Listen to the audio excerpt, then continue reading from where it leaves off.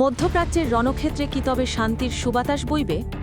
চরম উত্তেজনার মধ্যেই যুক্তরাষ্ট্র ও ইরানের মধ্যে পুনরায় আলোচনা শুরু হওয়ার প্রবল সম্ভাবনা দেখছেন জাতিসংঘ মহাসচিব আন্তোনিও গুতেরেস।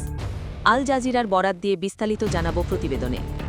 জাতিসংঘ মহাসচিব আন্তোনিও গুতেরেস বিশ্বাস করেন, ইরান ও যুক্তরাষ্ট্রের মধ্যে কূটনৈতিক অচলাবস্থা কাটার সময় এসেছে।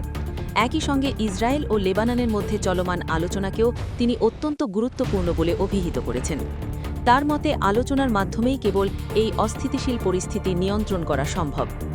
গভীর উদ্বেগের সাথে গুতেরেস উল্লেখ করেন যে বর্তমানে বিশ্বজুড়ে এবং বিশেষ করে মধ্যপ্রাচ্যে আন্তর্জাতিক আইনকে চরমভাবে পদদলিত করা হচ্ছে।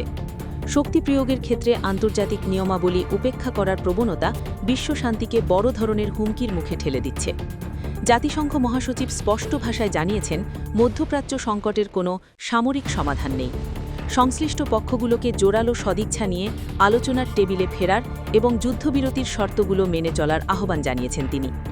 গুতেরেসের এই মন্তব্য এমন এক সময়ে এলো যখন বৈশ্বিক শক্তিগুলো কূটনৈতিক পথে সংকট নিরসনে হিমশিম খাচ্ছে।